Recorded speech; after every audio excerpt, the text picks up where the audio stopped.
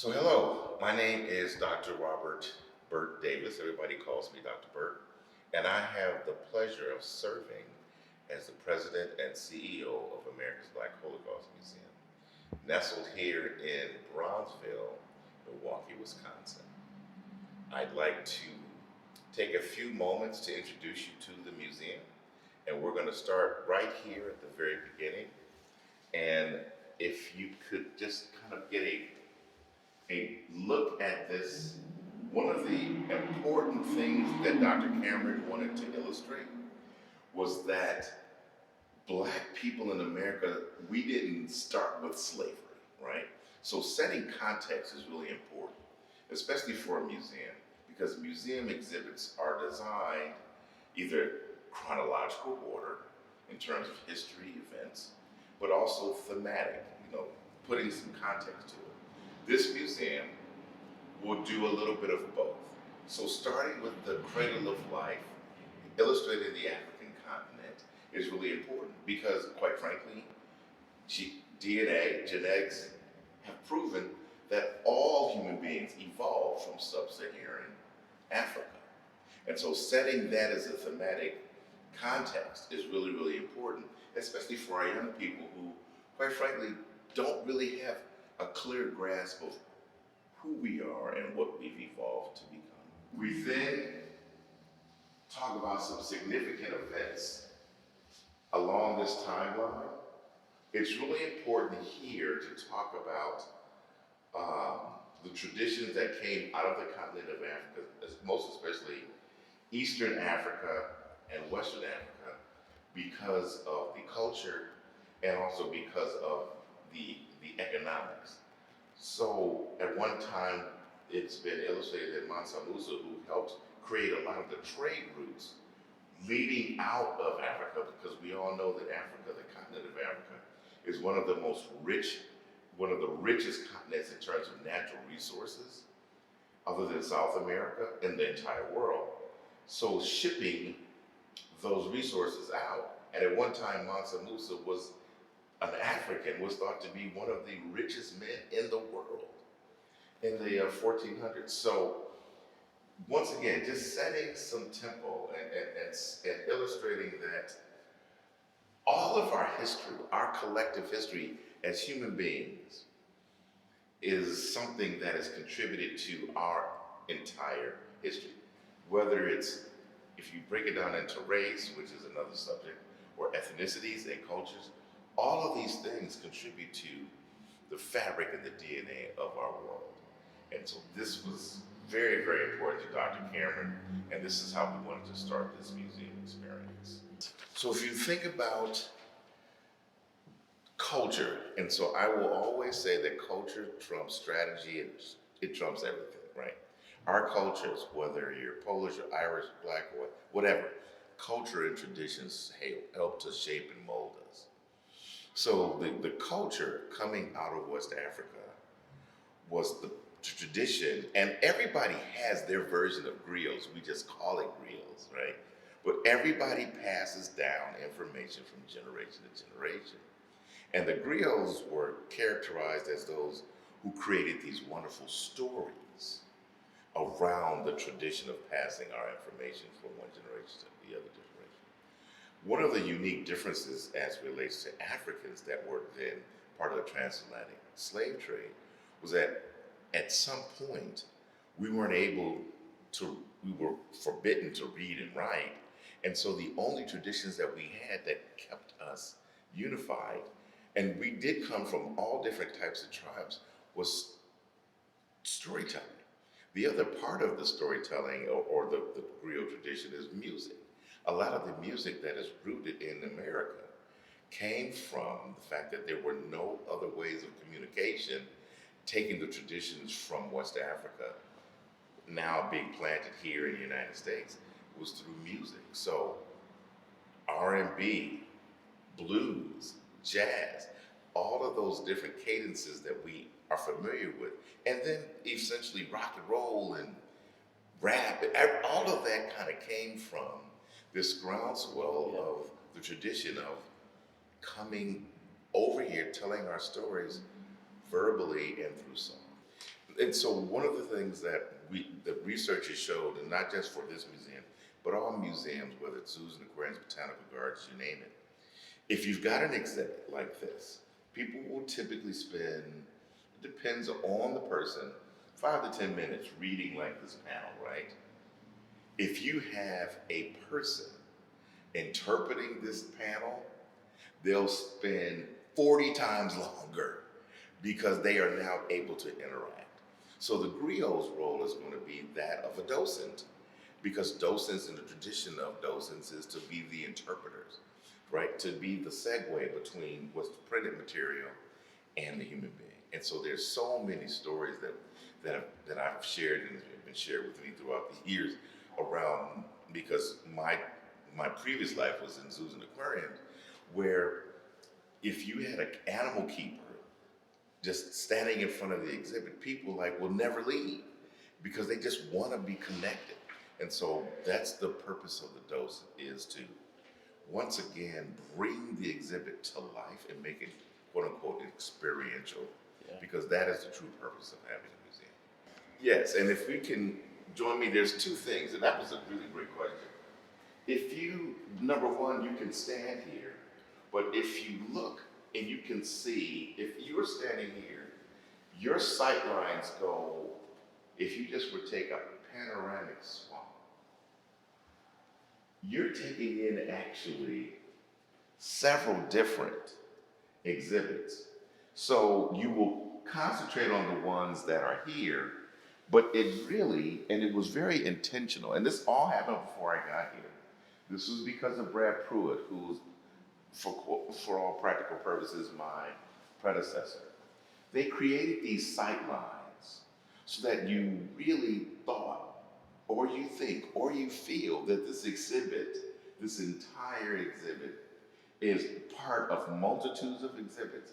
And quite frankly and very cleverly, this entire museum is less than 5,000 square feet.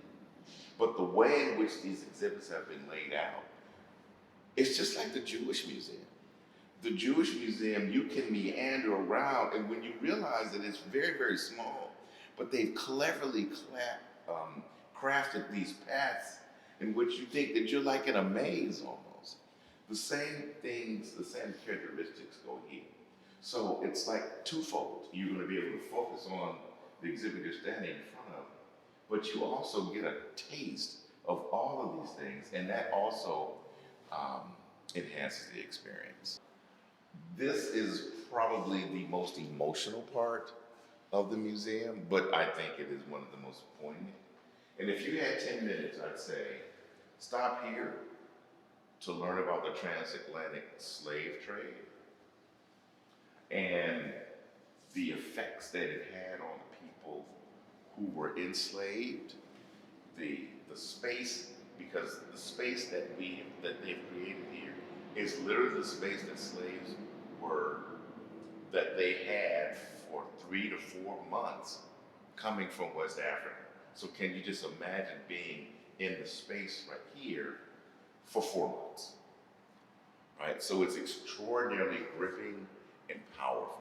I've given tours here where people literally started breaking down.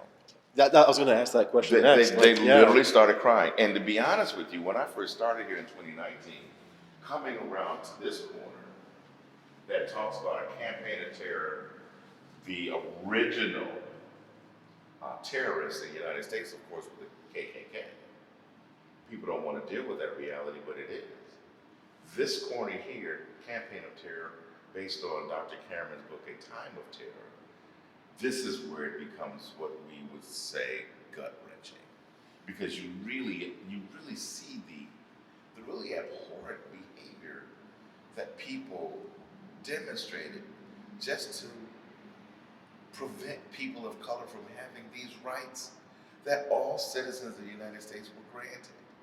And so coming out of slavery, going into Jim Crow, and still being denied the right to just go and vote, to be a human being, right, is illustrated in this corner. And then this corner, we've got a stylized tree, and we talk about the song Strange Fruit that was originally a poem written by a Jewish person, a Jewish man named Abel Mirapol, that then was popularized by Billie Holiday, talking about human beings swinging from trees as strange fruit. And then these two pictures are probably the most Googled picture. If you Google the word lynching, this was Will Brown, who was he was lynched, he was hung, and then burned. And then this is one of the most popular pictures also depicted around lynching. Dr. Cameron was supposed to be the third body hanging from this tree at 16 years old. But because he didn't commit any crime, and because of that entire white audience, there were several white people who said, "We know little Jimmy Cameron. There's no way he could have done anything like this." He survived, and it changed his life. Can you imagine having a noose around your neck being walked to a tree at 16 years old? That changed his entire life. It changes his entire perspective. And so if you had 10 minutes, you need to see these three exhibits at least. But I want to illustrate the fact that the entire museum is not about doom and gloom. It's America's history, right? So during this month that we characterize as Black History Month, we actually are changing our mantra here at the America's Black Holocaust Museum. It's not Black History Month. It's African Americans' history in the context of American history, because we all have contributed to the DNA and the fabric of this country.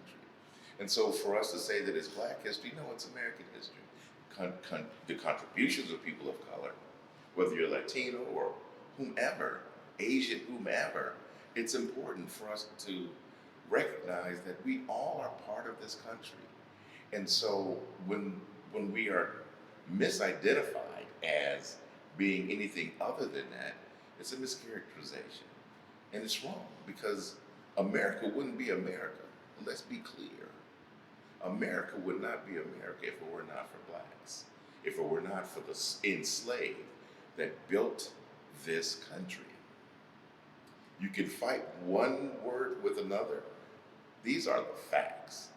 The second, so there are several different, very Milwaukee, distinct exhibits. One was around the corner around Joshua Glover, who was an escaped slave from Missouri, and how actually white Milwaukeeans broke him out of jail, because at one time Wisconsin was an extraordinarily liberal state, right?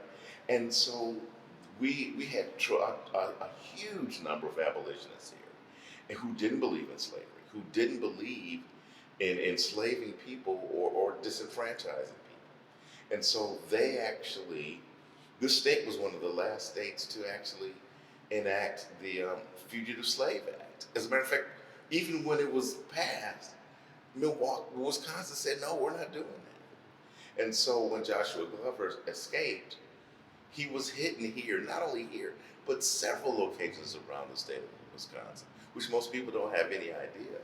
But when he was jailed here, there were white people who broke him out of jail and helped him escape.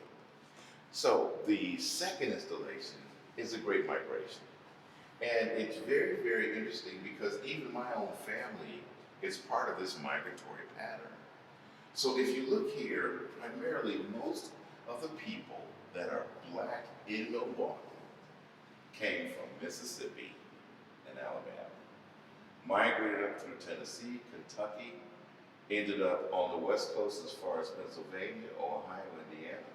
But if you look very much at the top, they came from Chicago, where my family lives, and ended up in Milwaukee, Wisconsin. Now, the reason for that are manyfold. One of the reasons was they needed to get out of the South and Jim Crow, right? The second was, this is where the jobs were. So everybody was coming here to the Midwest for the jobs. Jews, Polish, Irish, German, black, you name it, Latino. Everybody was coming here because this was the manufacturing fabric of the United States. And so this was where people came from. This is why people came here. And so it was a very appropriate question to say, why do people come here? This is why people came here. History is always something that is going to be important because the old adage, if you don't study your history, you're doomed to repeat it, good or bad. But I would say that, and I think I'm being a tad bit prejudiced, and that is, we were very fortunate because of Bronzeville and because of the distinction that has been brought to Milwaukee because of Dr. Cameron and his legacy. We were featured in the New York Times about 3 weeks ago as one of the 52 destinations to visit in the entire world. And that is because Bronzeville is becoming and is resurging as this entity for art and culture, economic development, education across the board. We are fortunate enough to be featured in the United Airlines magazine that I'm sure you guys probably had something to do with. So thank you. So that people that are just traveling and thumbing through that magazine can say, hey, we should check Milwaukee out. We should check Bronzeville out. We should check this museum. Bronzevilles were called different things in all different urban settings, but what they really were was just an illustration of what has happened for all different cultures, right? And that is, you have a place, a community, where you play your music, you sing your songs, you have your industry, you have your economic development, you have your schools, and you thrive, you prosper. So one of the best illustrations of how these things become destroyed is Tulsa, right? The massacre at Tulsa, where they were called the Black Wall Street because they thrived, because they, like all other communities, this is not something strange. All other communities, you recycle your dollars through. Everybody does well. And you're not taking from anybody else. You're just actually enhancing yourself. And so we had that here in Bronzeville, here and Bronzeville in Chicago, but all other North American urban cities had some version of Bronzeville. So I would say it's actually pretty apropos that we are reemerging and that the businesses are developing and reopening or opening, and that there is some highlights to the work that is being done here. Quite frankly, if you start looking throughout this community, like, I don't know if there are any houses that are available in Brewers Hill right now. The same thing is happening in Hollywood Park, Harambe. So this is a time for prosperity, not only for the museum, but for the city of Milwaukee. So first and foremost, we need to highlight the people who were pioneers in helping make Milwaukee who Milwaukee is. And that's Father Graki, and of course, the iconic Bell Phillips, of which the street that we're on, 4th Avenue, has been renamed Bell Phillips Drive.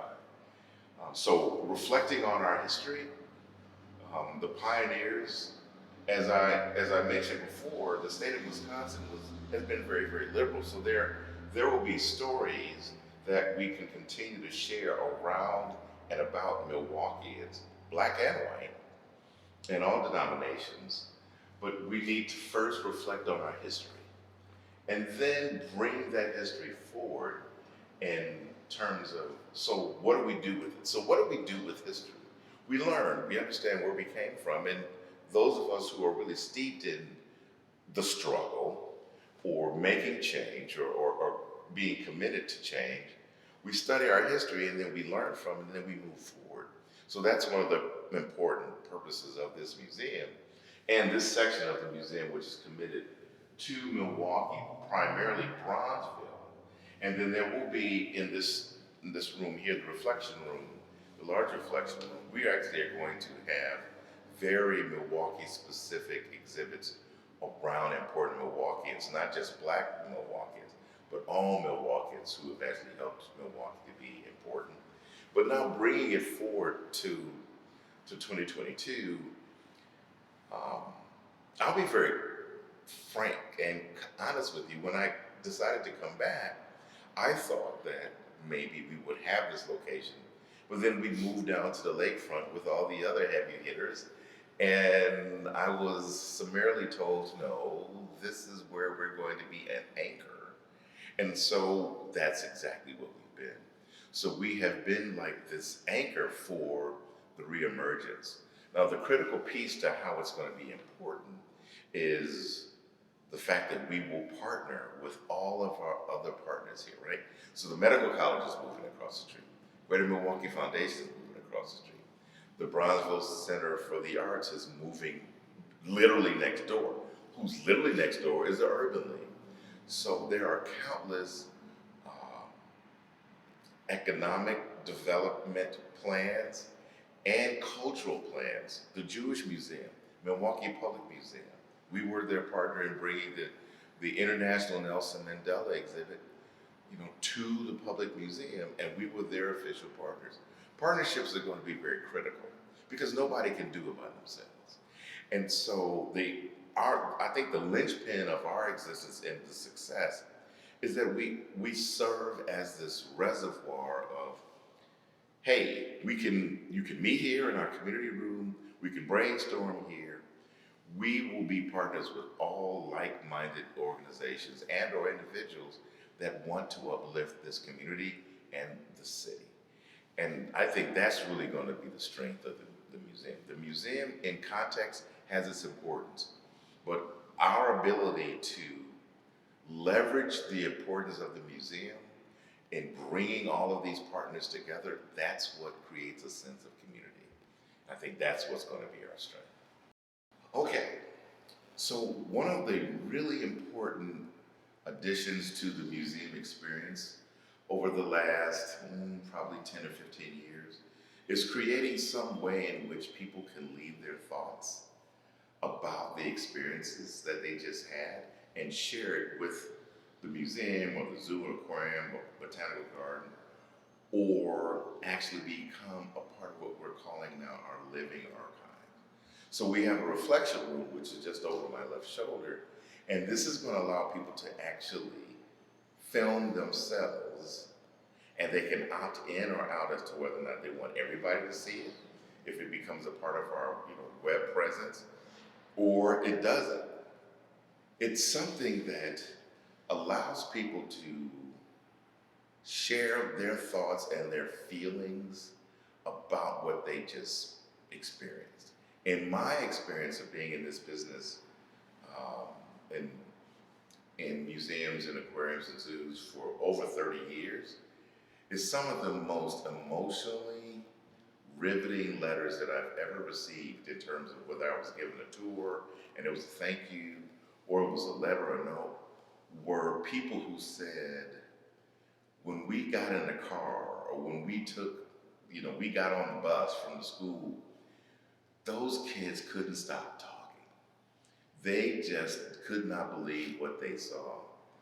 And so capturing that on video is really, really important for us, because then it helps us to craft our educational programming, right? So if people were like, I hated that, but they're probably not going to do it again, right?